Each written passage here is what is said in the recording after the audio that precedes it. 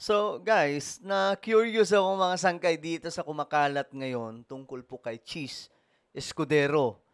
Tungkol po ito sa sinasabing mga sangkot na kontratista tungkol po dito sa mga flood control. So tingnan po natin kasi kumakalat po ito.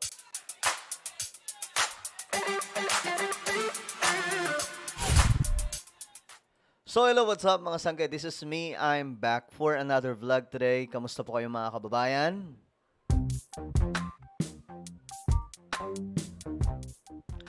Okay, pag-usapan lamang po natin ito saglit. No? Hiramin ko muna ang inyong kakaunting oras. Kasi nga po, mayroon pong nabisto.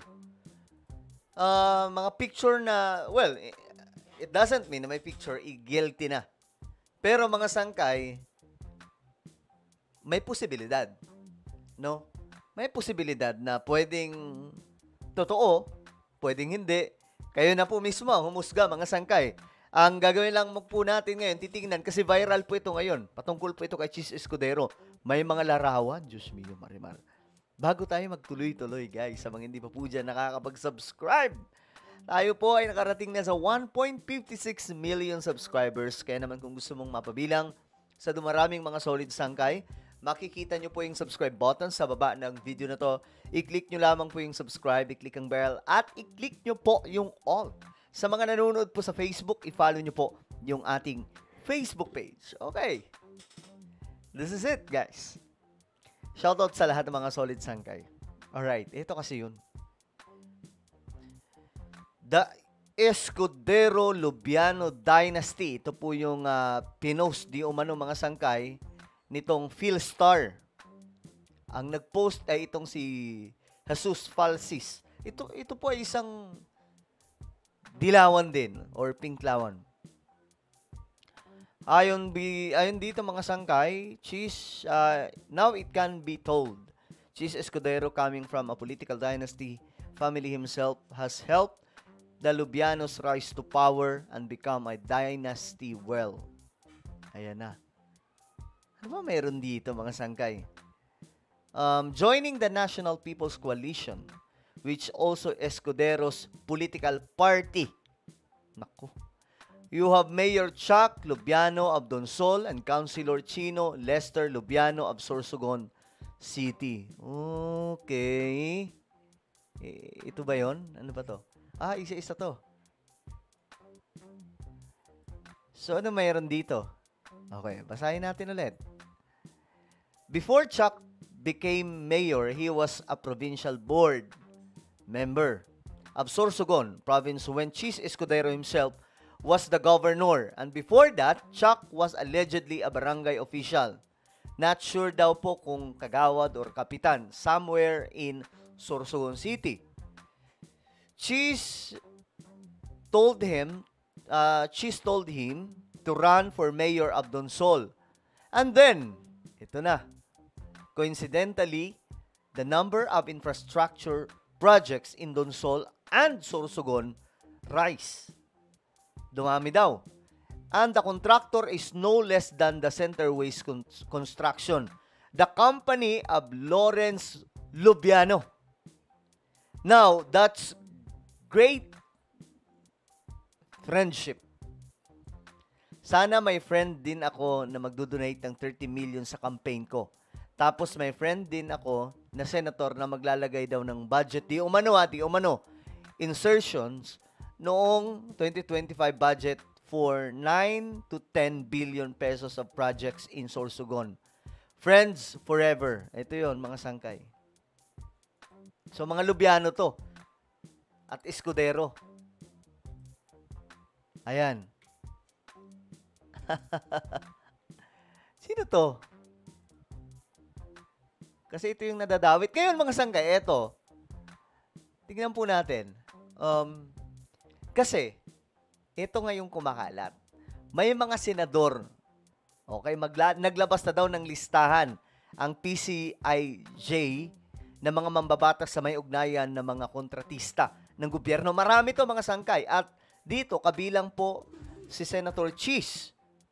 Tingnan po natin. Inilabas na ng Philippine Center for Investigative Journalism o PCIJ ang listahan ng mga politikong may-ari o may kaugnayan sa mga government contractor. Ang tanong ngayon ng publiko, may paparusahan kaya kung kapwa politiko ang nag-iimbestiga? Ang detalye sa agenda report ni Joash Malimban. Yun yung gandang tanong, no? May kaparusahan ba? Kung kapwa politiko yung nag-iimbestiga, anong ginagawa ngayon ng House at itong Senado? Di ba nag-iimbestiga sila? Pero ako pulpul po talaga yan eh. Kasi paano nila ipapatawag yung mga miyembro na kasama din po nila? Gusto ko na naming tanungin. Kanya-kanyang pagdinig ng Senado at Kamara sa flood control scandal. Pero sa ulat ng PCIJ, nasa halos 20 kongresista at senador kung hindi nagmamay-ari ay may kaugnayan sa mga kumpanyang may kontrata sa pamahalaan. Ayan na. Okay.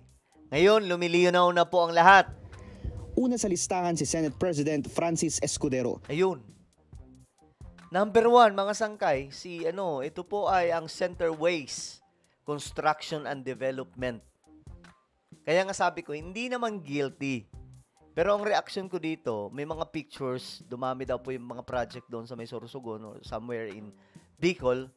Ngayon mga sangkay, ang kontratista daw po itong Lubiano. Kakabistuhan na, no? Mga big fish na to, Diyos mio marimar.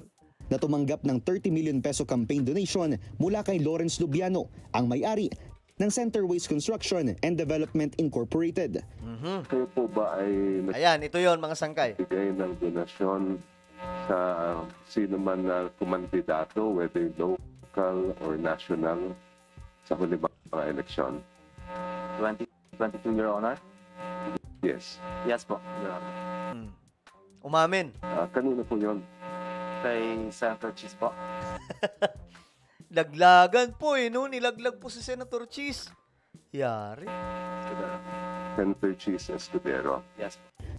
Si Senator Joel Villanueva naman, ang kontratistang New San Jose Builders Incorporated, ang top donor sa kanyang 2022 campaign. Uy, grabe na kayo, Bilyonaryo News. Kakasuhan kayo ni Villanueva niyan. Dinadamay niyo siya sa mga na to. Pero mga sangkay, ito naman sa totoo lang. Mga nag-donate kasi ito, mahirap po ito i-deny. Kasi totoong may mga nag-donate, mga donor, mga sangkay nung campaign nung 2022. So papaano yan? Ire-rebat. Tatay naman ni Senator Bongo ang nagmamay-ari ng CLTG Builders. Lalo na ito, mga sangkay. Kaya nga sabi ko, paano po iimbestigahan nila yung mga tropa niya sa Senado? Si Senator Bongo. Alam nyo, kahit pa sabihin ni Senator Bongo, wala akong kinalaman. Guys, may umaamin bang magnanakaw agad-agad? Wala. Kahit man daw ako, kahit ako, nasa kalagayan nila, sasabihin ko ba, yes, may kinalaman ako. Siyempre hindi. Sasabihin ko yan, wala akong pakialam sa negosyo ng mga magulang ko. Senador ako eh. Ba't ako mangingialam dyan? Bahala na sila sa buhay nila. O, diba? Yun yung lusot. Pero, yung totoo doon, siyempre, kailangan siya sa atin. Tindi nito, guys. Ang tindi po talaga nito. Alam nyo, kailangan po talaga nito madiinan na investigasyon. Samantalang half-brother niya ang nagmamay-ari ng Alfrego Builders and Supply. Sa datos ng DPWH, nakakubra ang CLTG Builders ng 42 infra projects sa Davao Region. Grabe. Laki! Mula 2016 Ang laki! hanggang 2018 na nagkakahalaga ng 3.6 billion pesos. Wow! Ang Alfrego naman may 46 projects na nahawakan sa Davao Region. Grabe. Tapos sasabihin walang kinalaman. Well, depends sa yun. Pero ang tanong pa rin dyan, totoo kayang walang kinalaman? Kayo ba? Maniniwala kayo dyan? Mula 2016 hanggang 2024, naaabot sa 2.6 billion pesos ang halaga. At ulitin ko, for the 9th time, Siyempre, i-deny niya. I have nothing to do with the business of my family. Wala po akong kinalaman sa negosyo nila. Sa Kamara naman, Alam niyo, buti na lang talaga nilaglag ito ni BBM itong ganitong klaseng kalakaran, no? Kasi kung hindi pala, ibig sabihin, paiikutin lang tayo ng mga politikong ito. Paulit-ulit, ang paulit-ulit, ang paulit-ulit. Guys, ngayon dapat makapili na kayo ng tamang tao na iboboto, ha? Huwag papadala sa mga sayaw-sayaw, sa mga galit-galitan, pamura-mura. O ngayon, tingnan niyo ang nangyayari. Alam niyo, isa lang ang presidente na may bayag si BBM. Kasi siya lamang po ang kaisa-isang presidente na nilaglag po ito. Kasi noon, wala pong gumagawa nito eh. Maybe natatakot or maybe natatapalan ng pera. Kaya kinakain ng sistema. Hay nako. Nangunguna sa listahan si Ako Bicol Party List Representative Isa pa to. Zaldico. O, kita mo, asan to ngayon? Nasa ibang bansa. Nababanggit ba na ipapatawag ng Kongreso yan? Hindi.